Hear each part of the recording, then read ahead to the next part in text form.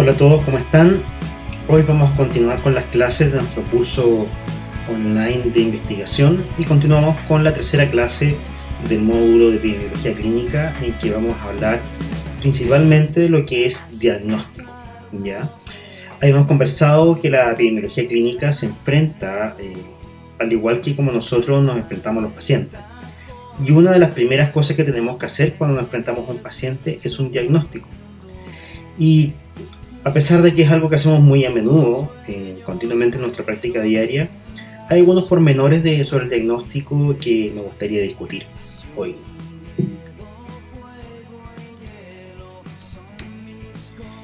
Primero, un breve repaso. En la clase anterior hablamos que los fenómenos clínicos pueden medirse de tres formas básicamente. Una son las escalas nominales, o sea que le ponen un nombre a las cosas sin necesariamente establecer un orden entre ellos.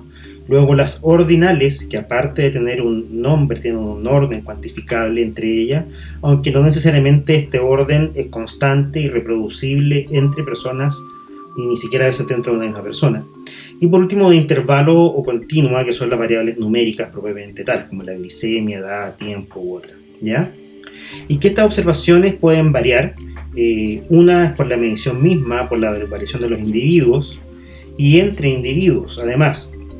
Y que el desempeño de un método de medición se califica por su certeza, o sea, su capacidad de decirnos lo correcto, y la precisión, que es la capacidad de decirnos lo mismo cuando estamos midiendo exactamente lo mismo, ¿ya? Además vimos que si nosotros medimos muchas veces y agrupamos estas mediciones, se distribuyen en formas que se conocen como polígonos de frecuencia y que pueden resumirse con medidas de posición, como el promedio, la mediana, etc., y medidas de dispersión, como el rango o la desviación estándar, ¿ya? Además, hablamos de que estas mediciones de fenómenos clínicos habitualmente se superponen entre personas normales y anormales, y este punto de corte generalmente es arbitrario y se basa en alguna de las definiciones que nombramos de anormalidad, que son muy importantes tenerlas siempre en mente cuando hablamos de que algo es normal o no es normal. ¿Por qué nosotros solicitamos un examen diagnóstico? Bueno, hay varios motivos, ¿cierto? Algunas veces puede ser por temor médico-legal, ¿cierto? Para estar seguro, confirmar algo. Por rutina, muchos exámenes, por ejemplo, en una cirugía se piden por rutina, porque si no, la anestesista nos puede suspender a los pacientes, ¿correcto? Y por otros motivos rutinarios también, perfil bioquímico, un montón de cosas que uno, la verdad, toma muy poco en cuenta, por ejemplo. O muy frecuente hoy porque el paciente leyó que en internet que el test servía, entonces llega el paciente y vio al doctor Google, entonces leyó que tenía que hacerse ese examen y terminas tú cediendo para que el paciente se vaya tranquilo, contento a su casa y le pide el examen que te dijo, aunque tal vez tú pensabas que no era necesario, pero así es la vida. Cuando estamos partiendo la medicina y son cosas que ocurren y vamos a ponerla aquí públicamente en YouTube, a veces tú no estás seguro que tiene el paciente, entonces le pides exámenes para tener más información y aprovechar de estudiar el problema, ¿ya? Pero también hay otros motivos que ya veamos cada vez más relevantes, por supuesto, como monitorizar la respuesta a un tratamiento. Tú das un tratamiento y vas viendo si está bien respecto al resultado de algún determinado examen. O para establecer un pronóstico. Todos estos son motivos por los cuales pedimos muchas veces exámenes.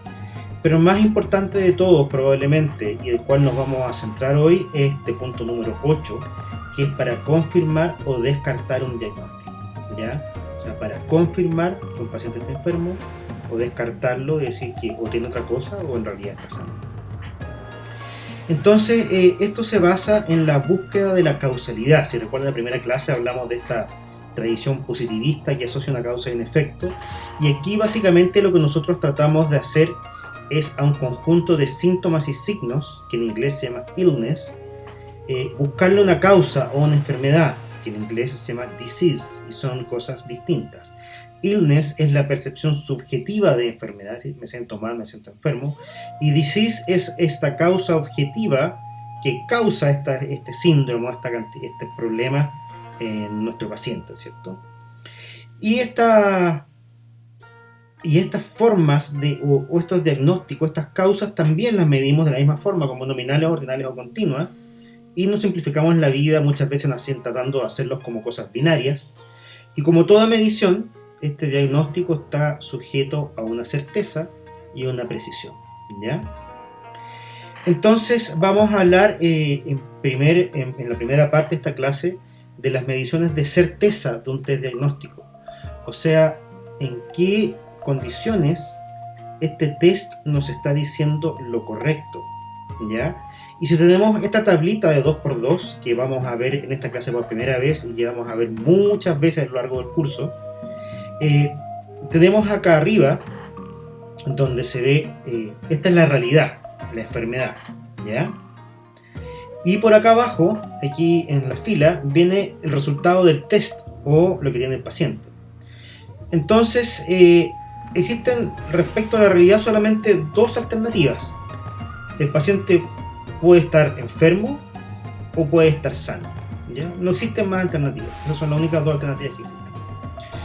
Y el test que estamos aplicando diagnóstico puede tener a su vez dos resultados, o puede salir positivo, o sea, que según el test el paciente está enfermo, o negativo, que según el test el paciente está sano. Por lo tanto, esto nos deja 4 posibilidades en total, ¿ya? El verdadero positivo, o sea que el test salió positivo y el paciente realmente estaba enfermo, y el verdadero negativo, que el paciente tuvo un test negativo y el paciente en realidad estaba sano. Esas son las dos alternativas correctas. Pero también tenemos dos alternativas incorrectas, que es que el test salió positivo y el paciente en realidad estaba sano, lo que se conoce como un falso positivo, o que el test salió negativo y el paciente en realidad estaba enfermo. Y esto con lo del coronavirus, por ejemplo, ahora que estamos haciendo esta clase, ya el día como 21 de encierro de esta pandemia, es muy relevante tener en cuenta, porque los test no son la realidad, los test son una aproximación a la realidad. Igual cuando conversamos en la clase anterior de los fenómenos, que nos aproximábamos a ello a través de mediciones, bueno, un test diagnóstico, un test me refiero a un examen, por ejemplo una glicemia, una PCR para un virus o lo que sea, no son la realidad necesariamente, sino que son la mejor aproximación o tal vez no la mejor, pero una aproximación a esta realidad. Entonces, como la realidad es algo que nosotros en realidad no conocemos, ¿ya? Si no tratamos de acercarnos a ella a través de las ciencias, vamos a hablar de esta realidad como el gold standard. ¿Qué es el gold standard o patrón de referencia? Es el mejor examen o el examen que más probablemente nos diga la realidad.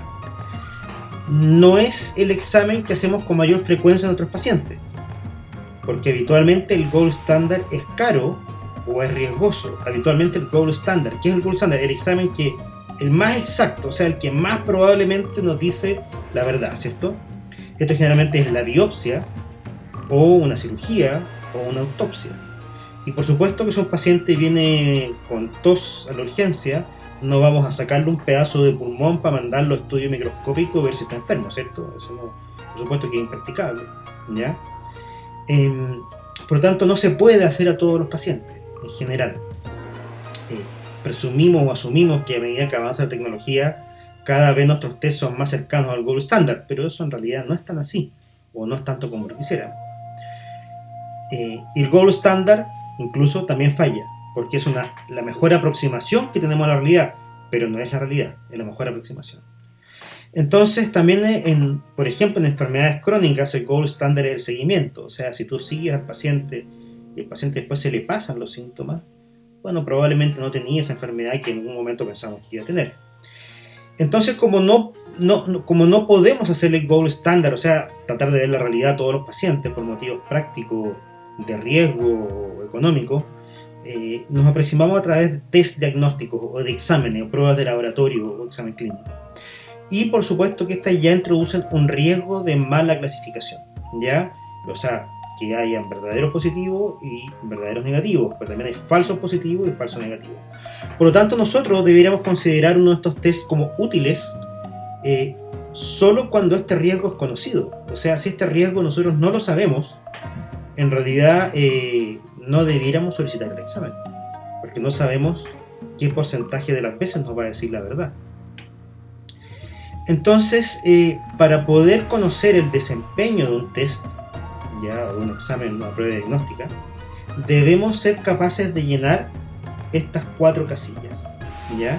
O sea, tenemos esta enfermedad, que es el gold standard, ¿cierto? La realidad, que ya hablamos que ya no es la realidad, pero es lo más cercano que tenemos a la realidad. Y tenemos este test. Y si somos capaces de ponerle un número a cada una de estas 4 casillas, verdadero positivo, falso negativo, verdadero negativo, en realidad no podemos conocer realmente el desempeño real de este test. Y muchos problemas tenemos que muchos tests se lanzan al mercado antes que hayan pasado por un proceso de investigación clínica riguroso. O sea, podemos estar usando un test y tomando malas decisiones porque no conocemos realmente el desempeño de este test, ¿ya? Entonces, ejemplos que han habido de esto en la historia de la medicina, por ejemplo, Catalona publicó en 1991 New England Journal of Medicine, qué pasaba con el antígeno prostático específico en la población general, y a los que tenían un antígeno prostático mayor de 4 les realizó biopsia. Entonces, ¿qué pasa acá? Él dijo, bueno, todos los que tienen más de 4 es probable que tengan cáncer de próstata, y le realizó biopsia. Entonces tenemos que los pacientes con test positivo, o sea que están en la fila de arriba, pudo ver con este gold standard, que era la biopsia, si tenían cáncer o si no tenían cáncer. Pero ¿qué pasó con los que tenían menos de 4? No se hizo biopsia. Entonces, ¿cómo sabemos si están enfermos o no? Y con eso, ¿cómo sabemos la tasa de falsos negativos y cómo conocemos la tasa de verdaderos negativos? No podemos saberla porque no tenemos esa fila de esta tablita de 2×2, ¿cierto? ¿Qué pasa cuando falta información en los que no están enfermos? El tema es que habitualmente nosotros no realizamos exámenes a pacientes que están asintomáticos. Por ejemplo, la resonancia nuclear magnética se realiza habitualmente a pacientes con dolor lumbar. Y el diagnóstico más frecuente es una hernia en el núcleo pulposo.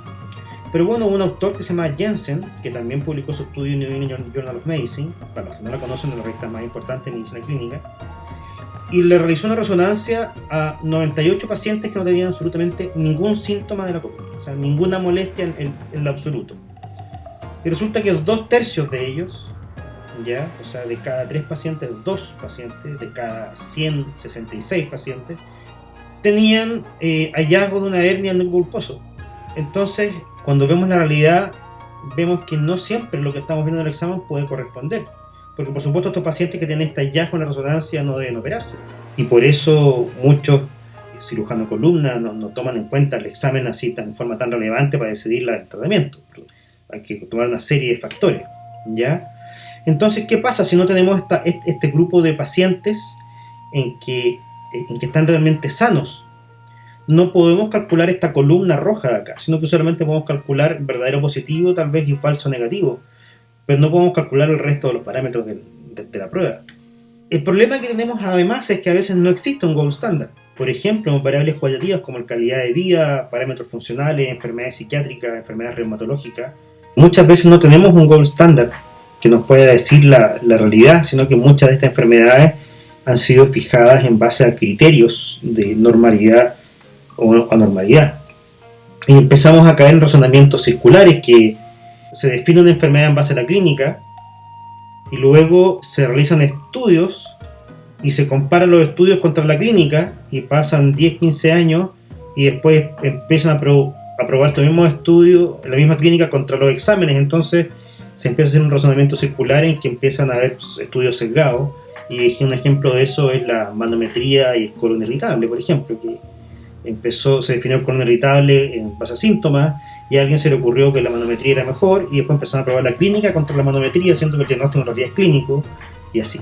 Las consecuencias cuando tenemos un gold standard imperfecto, o sea, si elegimos mal el gold standard contra el cual compararnos, es que tenemos una mala clasificación y un sesgo brutal que es difícil de poder cuantificar incluso. Incluso el test nuevo que estamos viendo podría ser mejor que el antiguo y no lo sabríamos. Por ejemplo, lo que pasó con la ecografía para diagnosticar cálculo en la vesícula. Antes de que existiera la ecografía, de que hoy día por supuesto es muy popular, se hacía una prueba que se llama la colecistografía oral. El paciente tomaba un medicamento que era un contraste que se excretaba vía biliar y tomaban una imagen que veía, y cuando resulta que empezaron a comparar la ecografía contra la colecistografía pensaron que la ecografía no era tan buena. ¿Y qué es lo que pasaba? Que la colecistografía era un mal gold standard y que veía mucho menos que la ecografía. Entonces, como consecuencia, este test nuevo, que fue la ecografía cuando salió, por supuestamente ya no es nuevo, pero en algún momento lo fue subclasificado y era realmente mejor de lo que había en la época, pero eso no lo sabía. Entonces, ¿cómo evaluar un test diagnóstico nuevamente con la certeza y la precisión? ¿Ya? Certeza es la probabilidad que nos diga lo correcto, precisión es lo que nos diga lo mismo. Entonces, ¿cuáles son estos indicadores que tenemos de la certeza de un test? Probablemente lo han escuchado muchos de ellos, últimamente están muy en boga porque se habla mucho de la capacidad diagnóstica de algunos tests, que es la sensibilidad, la especificidad y la exactitud. Esos tres son los valores de exactitud o de certeza de un test. Y además tenemos algunas propiedades que son del paciente, como el valor predictivo positivo, el valor predictivo negativo y la prevalencia. Bueno, ¿qué es la sensibilidad? Es lo que se llama la tasa de verdaderos positivos. Y esto dicho en términos más simples, es la probabilidad de que un test salga alterado, o sea, salga positivo, en un paciente enfermo, que realmente tiene la enfermedad.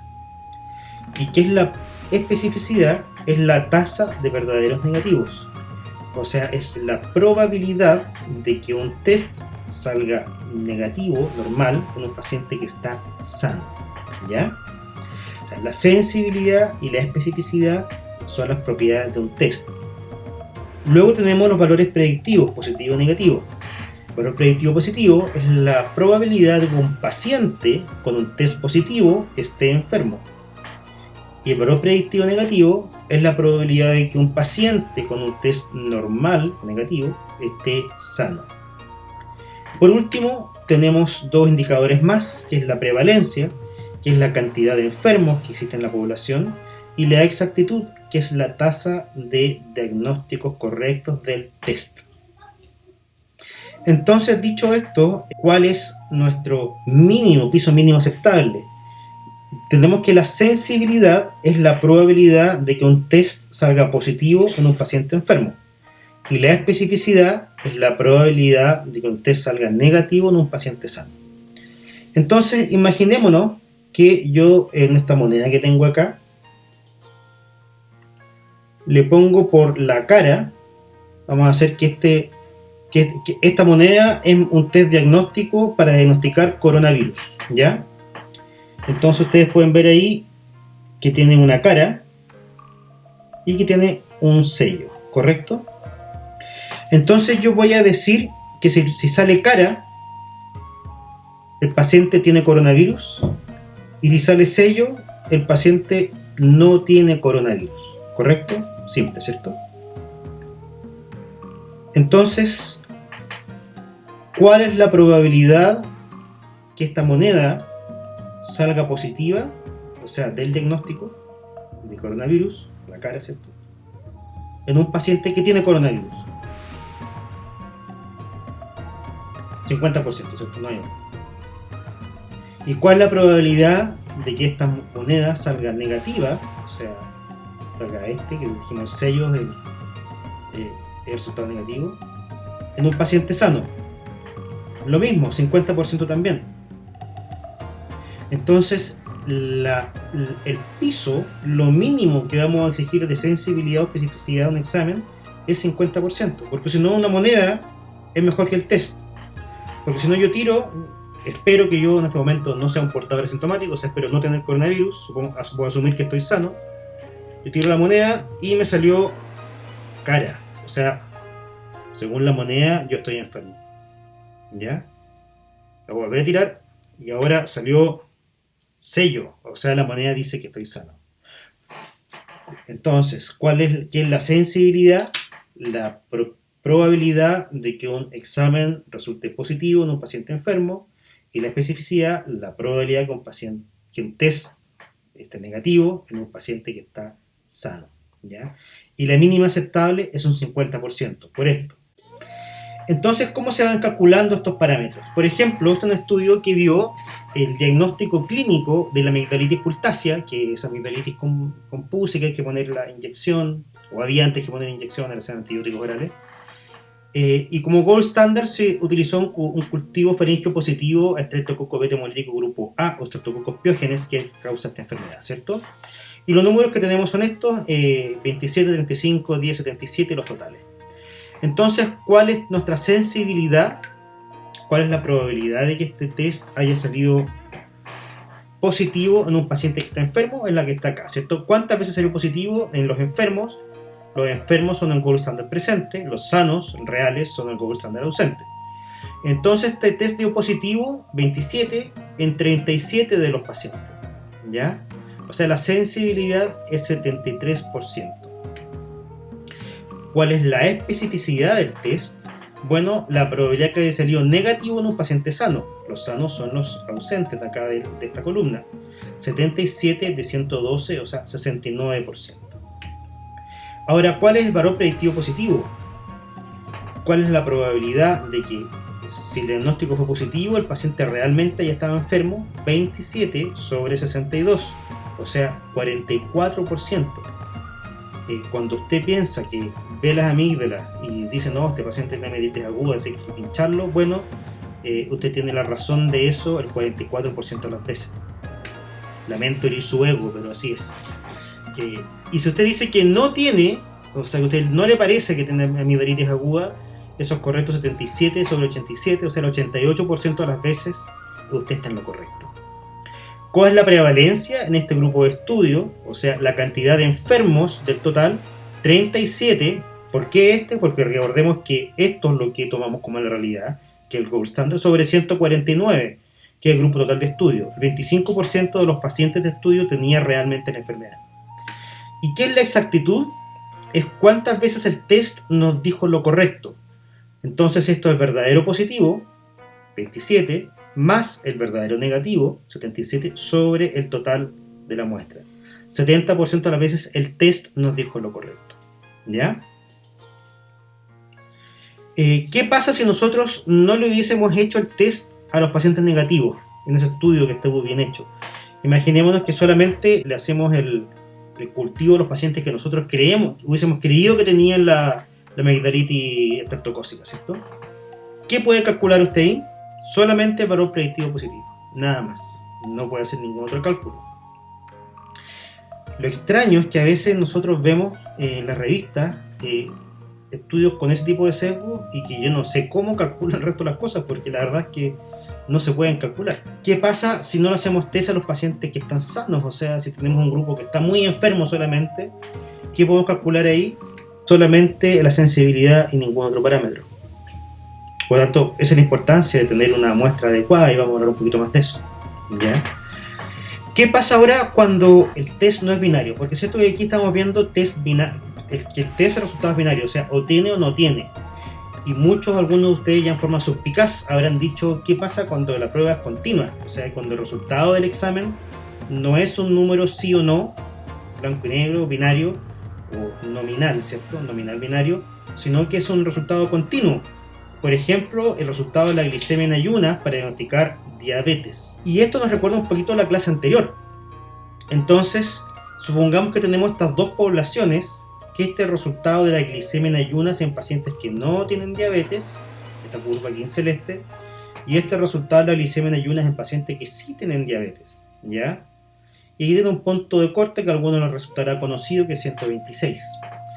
Entonces nosotros, para simplificarnos la vida nuevamente, asumimos o ponemos puntos de corte. Bueno, ¿cómo se ponen esos puntos de corte? Y las consecuencias de ello. Por ejemplo, si nosotros pusiéramos el punto de corte acá, o sea, digo, desde aquí a la derecha, todos los pacientes tienen diabetes, y de aquí a la izquierda, ningún paciente tiene diabetes. Nuestro punto de corte sería sensible o específico. ¿Cuál sería la probabilidad de que en este lado, que si yo pongo el punto de corte acá, ¿cierto? Este es un poquito más a la izquierda, 126, que si yo decido acá sobre enfermedad, incluya a todos los enfermos en mi test diagnóstico. En este caso, 100%, ¿cierto? Tendría una 100% sensibilidad, pero aproximadamente un 30% de falsos positivos, o sea, todos los enfermos están incluidos, sale positivo en todos los enfermos. pero también sale positivo en pacientes que están sanos, ¿ya? Entonces, cuando un examen que es muy sensible nos sirve a nosotros clínicamente, ¿ya? Supongamos que un examen tiene un 99 o 95% de sensibilidad, solamente nos sirve, nos es útil como médicos o como clínicos cuando el resultado es negativo. Y esto, la mnemotecnia para acordarse, esto es CENEX, o sea, cuando un examen es altamente sensible y su resultado es negativo, excluye la enfermedad. ¿Por qué? Porque si vemos en este lado, en este gráfico, el examen resulta positivo, el paciente puede estar enfermo, pero también puede estar sano, ¿ya? En cambio, si está negativo, seguro que está sano, ¿cierto? Porque si ven en esta curva, en este pedazo del área de la curva que está a la izquierda de mi punto de decisión, no hay ningún enfermo que esté en la roja. Por el contrario, si pusiéramos nuestro punto de corte más a la derecha, ¿cierto? Y dijéramos que en vez de 126, no sé, 160, voy a inventar un. ¿Qué pasa acá? Lo inverso, ¿cierto? Tendríamos 100% de especificidad, o sea, si sale positivo, esta área de acá, tendríamos que todos los pacientes aquí están enfermos. Y si sale negativo, tenemos pacientes sanos, por supuesto, pero también tenemos bastantes pacientes que sí están enfermos, o sea, bastantes falsos negativos. Por lo tanto, un examen altamente específico a nosotros nos es útil clínicamente cuando el resultado es positivo, ¿ya? La mnemotecnia es SPIN. Cuando un examen es altamente específico, si el resultado es positivo, incluye la enfermedad, ¿ya? Por supuesto que lo ideal es que los exámenes fueran altamente específicos y altamente sensibles, pero la realidad no es así, ¿ya? Entonces, muy importante, si un examen es muy sensible, su resultado nos es útil solamente cuando es negativo. Si un examen es específico, muy específico, su resultado nos es útil solamente cuando el examen sale positivo, ¿ya? ¿Cuáles los valores reales, por ejemplo, de la glicemia en ayunas para la diabetes? Bueno, 77% de sensibilidad, 81% de especificidad, 19% de falso positivo, 27% de falso negativo. Y por eso, si usted tiene esto, después debe hacerse otro examen, que es la prueba de tolerancia oral a la glucosa, para poder ver si realmente usted tiene diabetes o es probable que tenga diabetes o no. Porque el que salga esto, solamente el resultado de este test es muy sensible a errores. Y de ahí que el punto de corte del laboratorio para la normalidad está mucho más atrás, o sea, es mucho más chico. 100, algunos ponen 110 de glicemia en ayunas, 105, pero no quiere en absoluto decir que si usted tiene 105 es diabético, o sea, olvídelo. Y esto deberían conocer las personas de los seguros, porque tú tienes un poquito alterado el examen y te rechazan los seguros de vida. Entonces, para que vean ustedes cómo se pueden tomar decisiones incorrectas por interpretar en forma errónea los resultados de algún test. ¿Cómo elijo yo dónde poner este punto de corte? Bueno, y esto lo vamos a ver mucho más adelante, cómo hacerlo en el curso. Por ahora lo que me interesa que sepan es que esto existe y en qué se basa. Esto se llama análisis ROC. Por ejemplo, acá tenemos la glicemia postprandial, 100, 110, 120, la sensibilidad y la especificidad, ¿ya? Esto es glicemia después de 2 horas, esto es para el diagnóstico de diabetes. Y vemos cómo a medida que ascendemos en el número, o sea, que es cada vez mientras más anormal es el test, voy perdiendo sensibilidad y voy ganando especificidad. O sea, por ejemplo, si acá yo pusiera mi punto de corte en 170, tengo que, si te sale eso, o sea, eres diabético, no voy a echar la culpa a nada, ¿ya? Pero la sensibilidad es muy poco, solo el 42% de los pacientes con diabetes van a tener eso positivo. Y si lo pongo más bajo, es así. ¿Se fijan? Entonces, estas decisiones son decisiones arbitrarias que alguien tomó y puso el punto de corte relacionado a un aspecto de carga, enfermedad, costo, facilidad de hacer los exámenes, un montón de cosas, digamos, que no es tan sencillo, pero es muy útil que ustedes conozcan de dónde viene esto para que ustedes también tomen las decisiones correctas y sepan qué informar a sus pacientes, ¿ya? Esto se decide con un tipo de análisis que se llama análisis ROC, en que se grafica la sensibilidad y la especificidad y uno busca un punto de corte más eficiente según lo que uno quiera, y también según también según lo que es la gravedad de la enfermedad, ¿cierto? Si es una enfermedad muy grave y tiene un tratamiento muy oportuno, yo a lo mejor voy a querer que sea muy sensible, o sea, que no se me arranque ni uno de estos, tener muy pocos de estos. Y eso son decisiones que tienen que ver con la clínica y la salud pública, ¿ya? Hemos mostrado este gráfico entonces de las fuentes de error en la investigación. Hemos hablado un poco de estas fuentes de error por el gold standard en la investigación, y claramente tenemos aquí también el error por sesgo, que son las desviaciones sistemáticas de la realidad, y el error por azar, ¿correcto? Entonces, este error por sesgo tiene que ver con la validez metodológica de nuestro estudio, o sea, disparar nuestros dardos derecho al blanco, y el sesgo es que no vayan tan bien al blanco, sino que apunten un poquito desviados, ¿cierto? Por algún motivo en especial.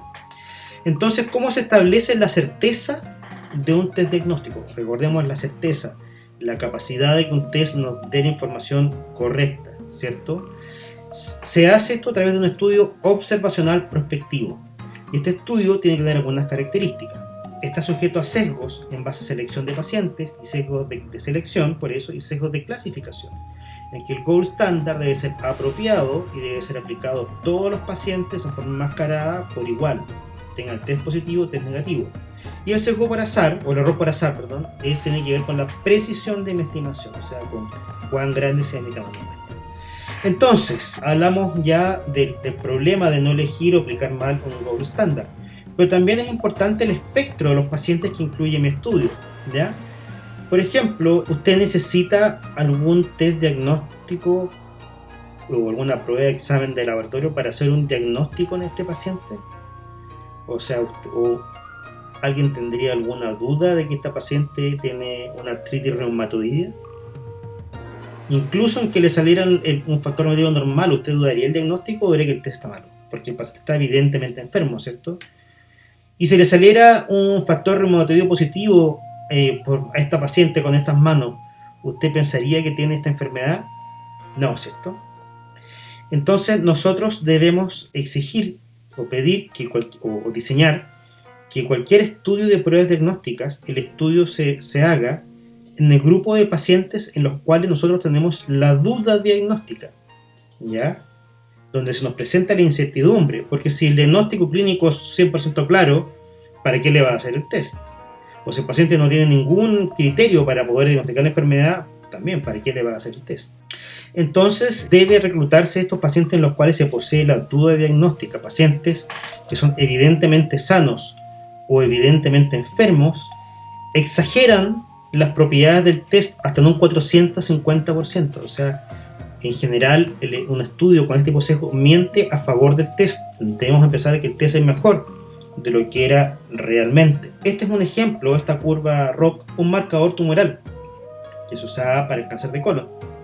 Entonces, los primeros estudios con estos marcadores tumorales se hicieron en pacientes en etapa muy avanzada de la enfermedad, etapa 4, y vieron con esta curva ROC en que era muy bueno. Dijeron, oye, encontramos algo maravilloso, vamos a poder detectar el cáncer de colon a tiempo y ahora vamos a poder apoyar a los pacientes de etapa 1. Pero ¿qué pasó? Lamentablemente, ojalá hubiese sido así, pero la vida lamentablemente no fue así. Claro, en pacientes con edad avanzada, este marcador tumoral estaba muy avanzado y podía efectivamente salir positivo a los pacientes que tenían la enfermedad. Pero cuando veíamos esto mismo en pacientes con estudios precoces, con este análisis ROC, vemos que en general este examen casi que bordeaba el 50%, o sea, tenía muy poca sensibilidad y muy poca especificidad para poder usarse como una prueba de detección temprana de estos pacientes. Y vamos a ver un ejemplo de qué pasa. Bueno, esto es lo que pasa cuando tenemos extremos de la enfermedad, ¿cierto? Muy enfermo y muy sano. ¿Y qué pasa en otro escenario? Por ejemplo, vamos a ver este estudio en que se quiere evaluar el rol del recuento de leucocitos y la proteína C reactiva en niños con apendicitis, para ver qué pasa con el diagnóstico. Entonces, vamos a partir al revés, vamos a leer primero las conclusiones. Y ellos concluyen que el recuento de leucocitos y la proteína C reactiva pueden ser utilizados para apoyar el diagnóstico clínico de apendicitis y, dependiendo del tiempo entre el inicio de los síntomas, el diagnóstico puede diferenciar entre pacientes pediátricos con y sin apendicitis e incluso diferenciar de aguda apendicitis simple y perforada. O sea, bold claim, como diría en inglés. O sea, una afirmación una conclusión bastante dura, ¿ya? O sea, serían muy útiles y muy exactos estos dos parámetros. Y si uno ve la parte estadística acá, dice, al que no conoce, se asusta un poco porque, o se amedrenta porque dice, lee Human Witness Test y análisis ROC y hartas cosas que suenan sofisticadas, ¿cierto? O sea, uno dice, estos tipos seguramente saben lo que están haciendo. Vamos a ver, ¿qué usaron como gold standard? Gold standard fue el informe histopatológico y se dividió a los pacientes en 3 grupos, normal, bla, bla. Ok, perfecto. Gold standard, la anatomía patológica, sí, parece excelente como gold standard. De acuerdo, ¿cierto? Check. ¿Qué estudiaron como test? Edad, género, tiempo, inicio de los síntomas, diagnóstico, recuento de leucocitos, PCR y la biopsia. 96 pacientes varones, 102 mujeres, perfecto. Son los test en estudio. O sea, varios test los que usaron contra este gold standard que fue la anatomía patológica. Hasta aquí parece que esto sería correcto, esto sería útil, ¿cierto? ¿Y en qué pacientes lo estudiaron? Bueno, 198 pacientes consecutivos menores de 15 años operados por apendicitis aguda en nuestra institución entre agosto del 2004 y diciembre del 2005. ¿Qué pasa ahí? ¿Tenemos alguna duda respecto a esto? Leámoslo nuevamente.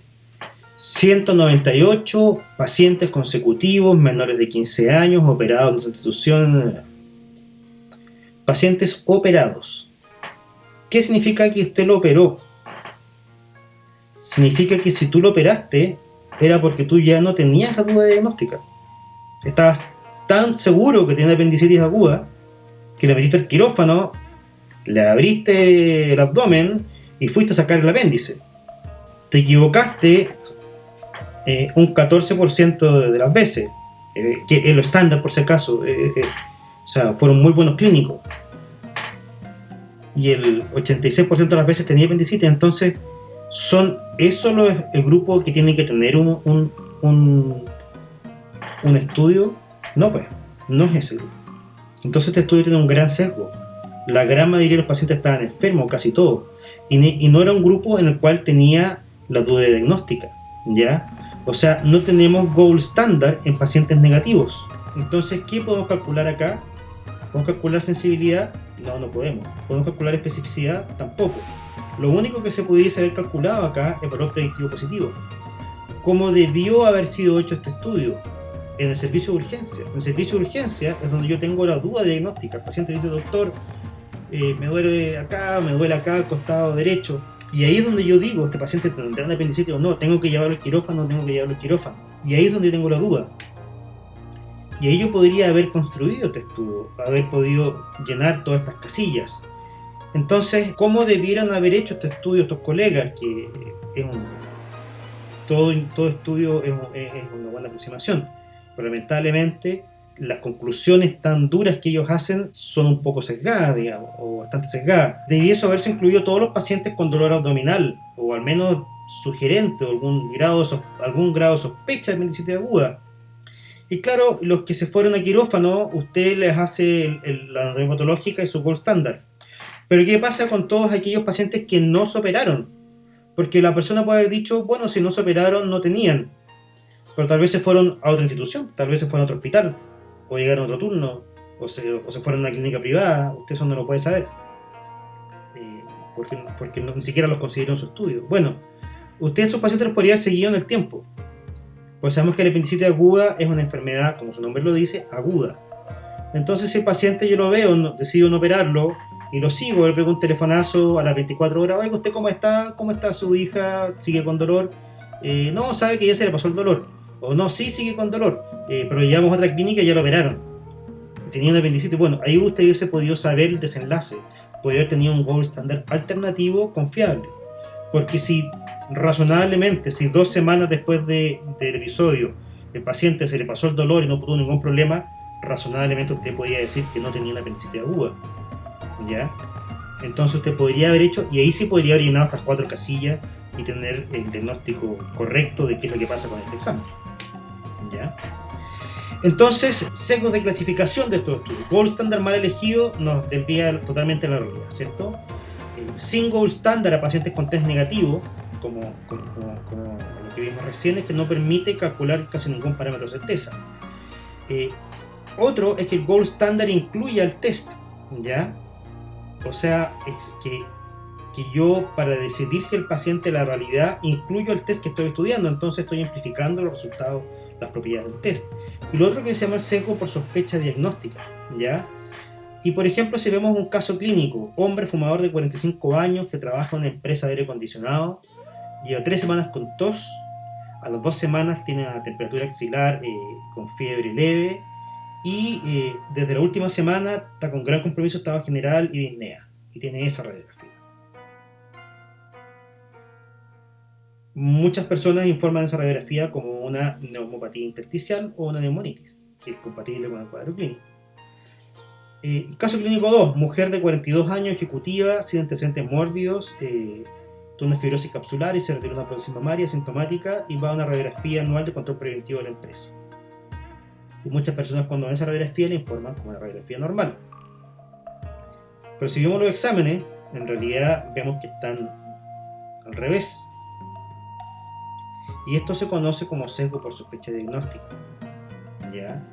Si yo conozco el cuadro clínico y conozco el test, tiendo a informar el test en relación al cuadro clínico.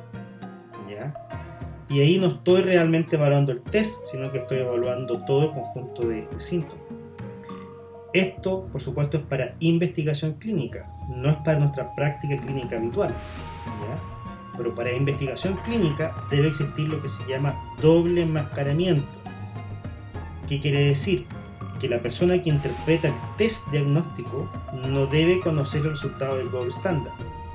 Y la persona que interpreta el gold standard no debe conocer el resultado del test. ¿Ya? De lo contrario, usted no está evaluando el test, sino que está evaluando un conjunto de otras cosas. ¿Ya? Y esto produce sobreestimación de las propiedades del test hasta en un 200%. Un ejemplo típico de esto era cuando estábamos en la escuela de medicina, semiología, y te mandaban a escultar a un paciente y decían, vaya a escultar el corazón. Entonces tú llegabas de vuelta y le decías, profesor, tiene un ritmo regular en 2 tiempos sin soplo. ¿Pero cómo? ¿No escuchó el soplo sistólico 3 de 6 con clic de eyección? Y tú ibas y lo escuchabas, y ahí sí lo escuchabas todo, y escuchabas todos los ruidos. Bueno, eso se llama sesgo por sospecha diagnóstica. Y pasa habitualmente en las entregas de turno. El colega que estuvo turno vieron un escáner, una radiografía, pensaron algo, operaron y resulta que no era lo que pensaban, pero era otra cosa. Y el otro día la entrega turno, cuando todos ya conocen el diagnóstico final, todos dicen, pero era claro que tenía esta cosa. Bueno, todos son generales fuera de batalla, como se dice. Entonces esos son ejemplos cotidianos de cuánto influye el sesgo por sospecha diagnóstica. Entonces, recordemos, esto no es para la práctica clínica, pero sí para una investigación clínica debe existir este doble enmascaramiento. ¿Ya? Bueno, hablamos bastante de los errores por sesgo. ¿Qué pasa con el error por azar? En este tipo de estudios el error por azar tiene básicamente que ver con el tamaño de la muestra, ¿ya? Y la precisión de nuestra estimación.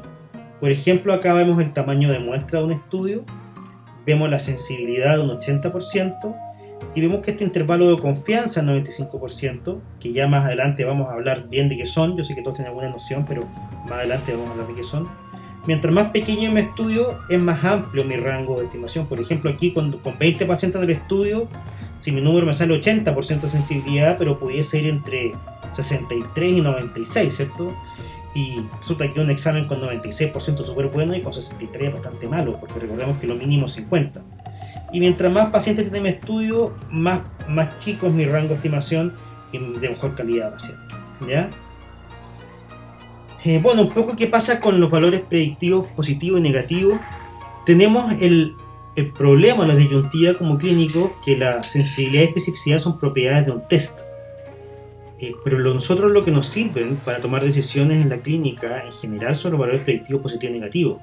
Y el problema es que estos dependen del paciente y dependen de la prevalencia, o sea, que también se llama la probabilidad pre-test, ¿ya?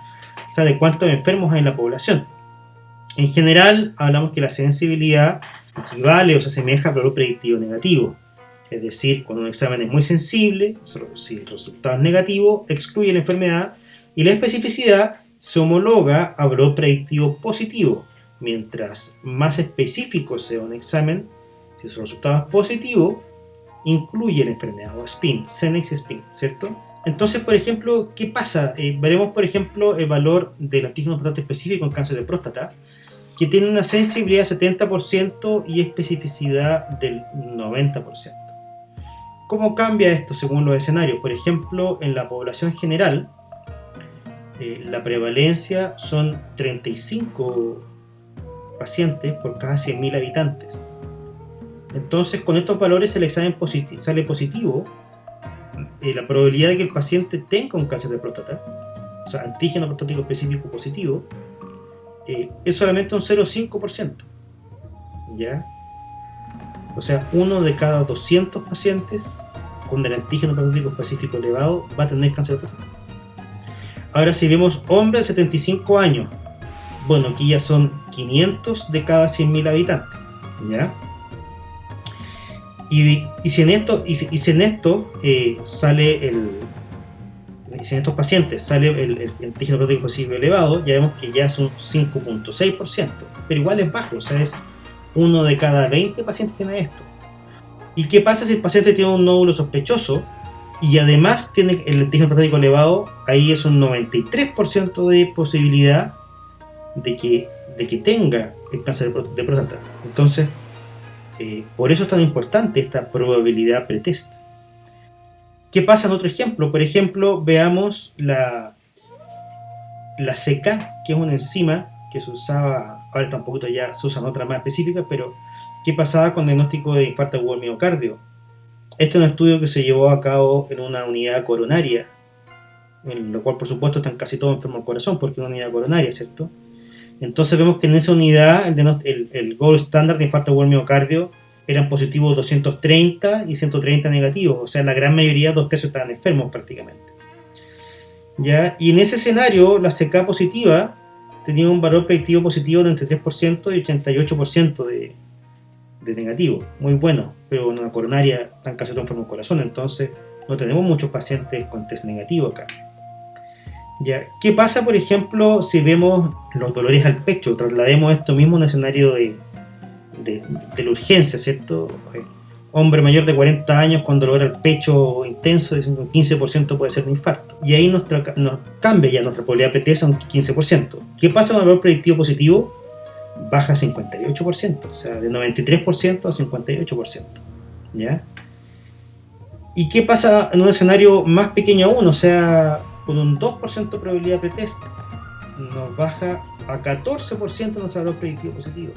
O sea, mientras menos probable sea que el paciente esté enfermo clínicamente, menos predictivo va siendo el examen, a pesar de que tenga una especificidad y sensibilidad bastante buenas, ¿ya? Incluso si llevamos esto a un extremo, el valor del ELISA para VIH, que supone un 99% de sensibilidad y especificidad, cuando dice esta diapo puede que haya cambiado estos valores, pero la prevalencia de VIH en Chile era 0,00914%, ¿ya? Entonces, en este caso, un test de ELISA normal tiene un valor predictivo negativo de 99,9999%. Pero si cualquier persona se toma un test de ELISA y le sale positivo para el VIH, su valor predictivo positivo es apenas un 0,88%, o sea, menos de un 1%. Entonces, por eso es tan importante que los tests se hagan en grupos que tienen riesgo de enfermedad, salvo que estamos en una prueba de screening de salud pública, pero así se afecta las probabilidades pre y post test en base a la sensibilidad y especificidad, en base a la prevalencia, ¿ya?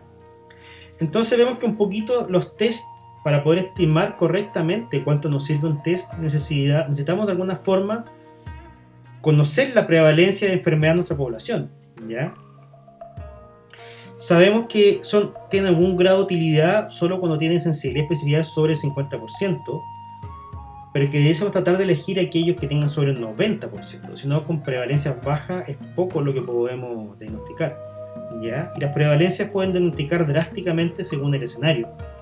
O sea, Y esto es lo que se llama como grupos o procesos de referencia.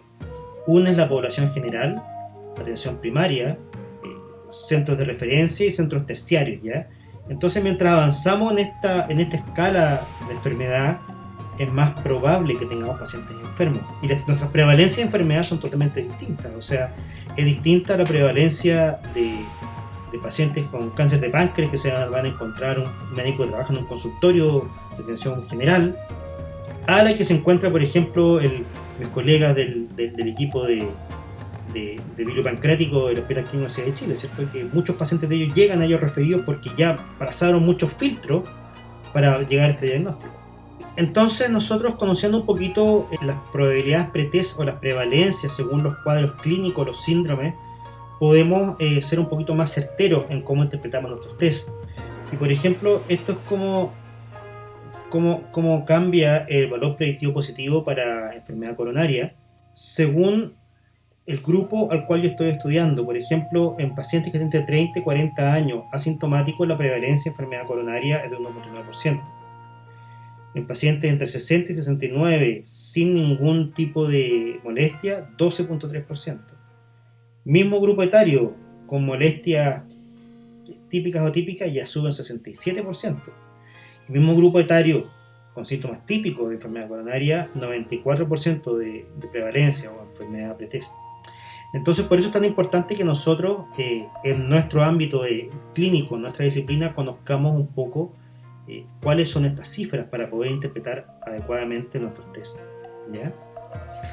Hay otro tipo de estimadores que me voy a referir, que son los likelihood ratios.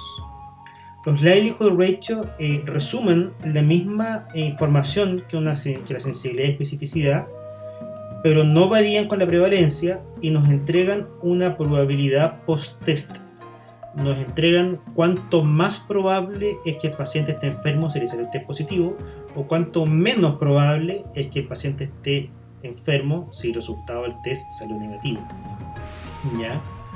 Y para hablar de esto quiero un poquito hablar de la diferencia entre una probabilidad y un odds, ¿ya?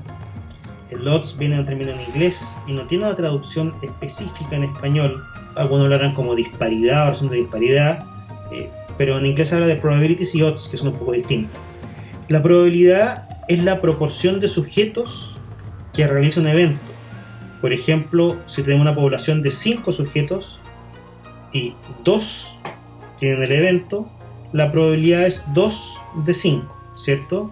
0,4, un 40%. La probabilidad de que no haga el evento es un 3 de 5. ¿Cierto? Si 2 lo hicieron de 5, 3 no lo hicieron y es 60%. Bueno, ¿qué es un odds? Es la relación entre hacer el evento y no hacer el evento. Por ejemplo, para este mismo escenario, que 2 personas de 5 hacían el evento, el odds es la probabilidad de hacerlo versus la probabilidad de no hacerlo, ¿ya? Que es un 0,66 o 2 tercios, tomando este 0,4 sobre 0,6, ¿ya? Esa es la diferencia entre una probabilidad de un odds. O sea, la probabilidad es la proporción de eventos sobre el total de eventos posibles, y el odds es la probabilidad de hacer el evento comparada contra la probabilidad de no hacer el evento. Bueno, ¿y qué es el likelihood ratio? ¿Existe el positivo y el negativo? El likelihood ratio positivo es la probabilidad de que el test resulte positivo en un paciente enfermo versus positivo en un paciente sano. Y el likelihood ratio negativo es la probabilidad de que el test resulte negativo en un enfermo versus negativo en un sano, ¿ya? O sea, el likelihood ratio positivo es sensibilidad partido por falso positivo y el negativo es falso negativo partido por especificidad. ¿Para qué sirven? Informan cuántas veces nos sube o nos baja nuestra probabilidad pretest luego de aplicar el test. O sea, nos entrega una probabilidad post-test de que el paciente esté enfermo. Y para eso se ocupan algunos normogramas. Por ejemplo, acá tenemos algunos likelihood ratio para algunos test usuales. Por ejemplo, una ecodoppler para detectar una TBP en paciente sintomático o asintomático, un Convert test para una enfermedad, para una infección tracto urinario, un TAC helicoidal para un TEP, ya, o TAC helicoidal multicorte para un TEP, ahora casi todos son multicorte. Entonces, por ejemplo, si usted a un paciente con sospecha de TBP le hace una ecografía y sale positiva, su probabilidad diagnóstica aumenta 47,5 veces, ¿ya? O sea, es muy bueno. En cambio, si usted le hace una eco a un paciente que no tiene ninguna clínica y le sale positiva, aumenta bastante poco. No es decidor de la enfermedad. Si usted le hace un Convert test a un paciente y sale alterado, la probabilidad de que tenga una ITU aumenta solamente 3 veces, bastante baja. Y para esto se hacen algunos normogramas que vamos a hacer un ejemplo.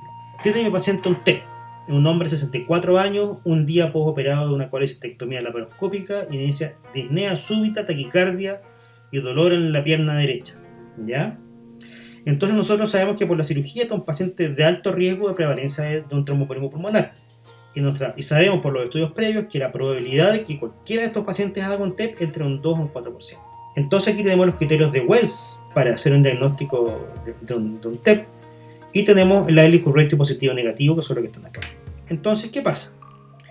Recordemos nuestra probabilidad basal de un 4%, vamos a tirarla acá, y resulta que tiene taquicardia, que es la likelihood ratio 1.8. Entonces cruzamos esta probabilidad pretest por este 1.8 y nos da que solo por tener esta taquicardia ya de un 3 pasa a un 5%, ¿cierto? Sabemos que tiene frecuencia respiratoria mayor a 20, que eso tiene un likelihood ratio positivo 1.7, o sea, este 5 lo pasamos por este 1.7 y ya va un 10% de probabilidad de que nuestro paciente tenga un TEP. Resulta que además tiene dolor en la pierna derecha, que tiene un likelihood ratio de 2.6. Es a este 10 que veníamos con nuestra probabilidad de que el paciente tuviera un TEP, lo pasamos por este 2.6 acá y nos da un 30. O sea, sin haberle hecho el escáner, sabemos que este paciente, por sus síntomas nomás, ya tiene un 30% de posibilidades de que tenga un TEP. Con eso tal vez yo consideraría ponerle un anticoagulante incluso antes de mandarlo a hacer el escáner, ¿cierto? Porque en el peor de los casos lo puedo revertir. Bueno, y si sale positivo, que es 4.8, nos sube esta probabilidad a un 50 y casi un 60%. Pero esta es la utilidad de estos test. Con estos normogramas, que los pueden pedir, después se los puedo poner el link para bajarlo, o tomar un pantallazo también a esto y utilizarlo. Yo puedo aproximarme en forma más certera al diagnóstico y tomar acciones incluso antes de tener claro la certeza de ello, ya que a veces las consecuencias de un tratamiento de más son bastante bajas.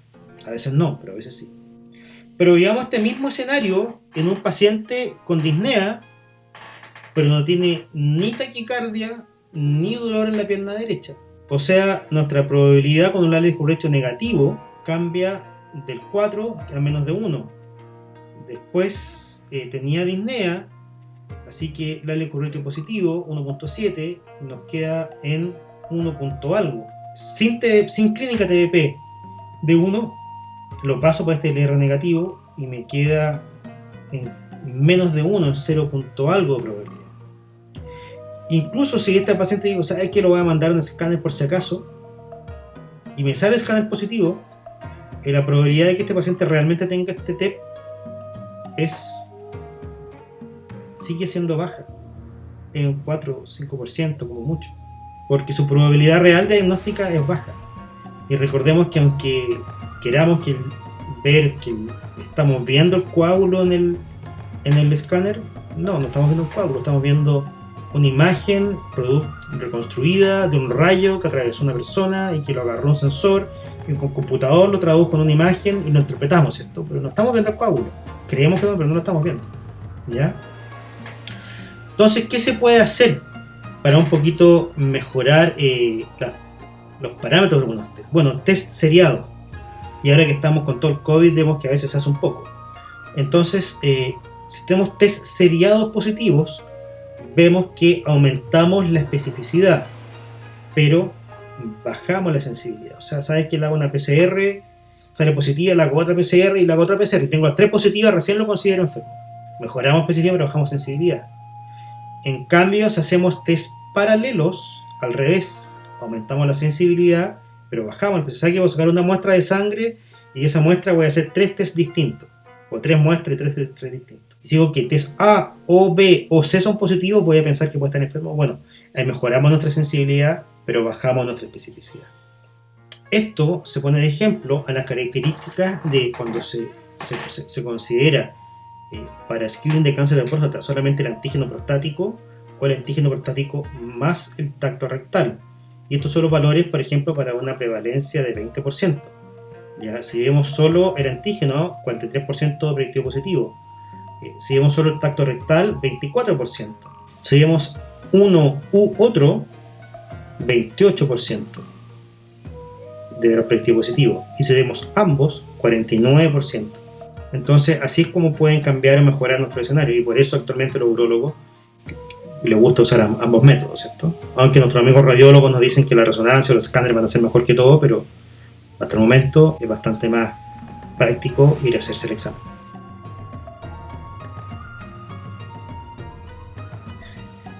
Bueno, hemos hablado bastante sobre la certeza de un test, ¿cierto? Hablamos de gold standard, de los parámetros de la certeza, sensibilidad, especificidad, valor predictivo positivo y negativo, y son cuánto un test nos dice la verdad. Pero también existe la medición de la precisión de un test, que es cuántas veces nos dice lo mismo.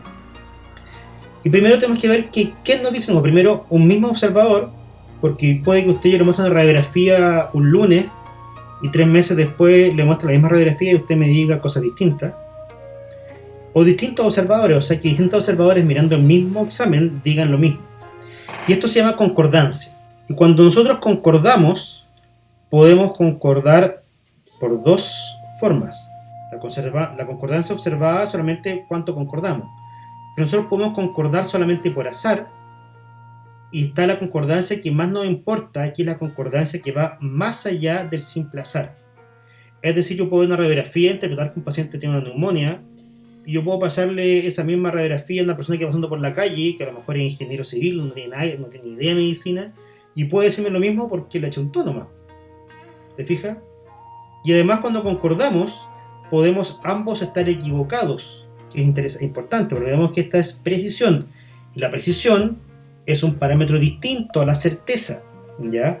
Podemos nosotros dos concordar y estar ambos equivocados, o podemos concordar y estar ambos en lo correcto. Y si tenemos discordancia, bueno, uno o los dos tiene la razón. Pero este tipo de estimación no nos dice quién tiene la razón, sino que solamente nos dice cuánto estamos de acuerdo. Y lo que nos importa es el acuerdo que va más allá del acuerdo por azar. Entonces, ¿cómo se hacen estos estudios? Tenemos observador 1 y 2.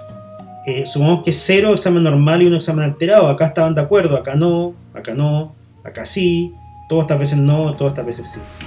¿Y cómo se mide esto, la concordancia por azar? En este caso, que calcula que un 50%. Esto se utiliza lo que se llama el índice K, que pone el observador A contra el observador B, se ve cuánto concuerdan y cuánto es la discordancia, y en base a esta fórmula, que no es necesario que se la aprendan, se calcula la concordancia. Y esto nos calcula la concordancia que es por azar y la concordancia real, la que va más allá de la esperada simplemente por azar. ¿Y cómo se interpreta el valor kappa? Puede tomar un valor entre 0 y 1, en realidad entre menos 1 y 1, pero en general lo hacemos entre 0 y 1, en que menos de 20% es pobre, entre 40 y 60 es moderada, más de 60 ya es buena y sobre 80% es excelente, ¿correcto? Por ejemplo, radiografía A, radiografía B, vemos que el kappa es 53, o sea, dos radiólogos acá mirando la misma radiografía tienen una concordancia más allá del azar de un 53%. Hay estudios de las biopsias, de cuánto concuerdan más allá del azar. Mejor no entremos ahí.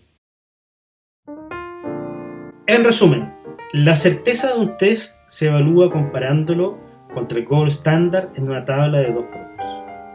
El diseño ideal corresponde a un estudio observacional prospectivo en que todos los pacientes se someten tanto al test como al gold standard. Los evaluadores del test y los evaluadores del gold standard deben estar enmascarados unos de otros. Los pacientes que se reclutan en este tipo de estudio deben semejar a los pacientes en los cuales yo tengo la duda diagnóstica y semejan mi práctica clínica habitual. Y el parámetro más útil para la práctica clínica es lo que nos entrega las probabilidades post-test, o sea, valor predictivo positivo o negativo, el cual puede estimarse si yo conozco la prevalencia de mi enfermedad y los likelihood ratio. Muchas gracias por haber visto esta clase. Ese es mi Instagram. Son bienvenidas las preguntas tanto por este canal de YouTube como por mi canal de Instagram. Así que espero cualquier duda. Sé que esta clase ya es un poco más compleja que las anteriores, pero estaré feliz de contestar las preguntas que ustedes tengan. Que estén muy bien.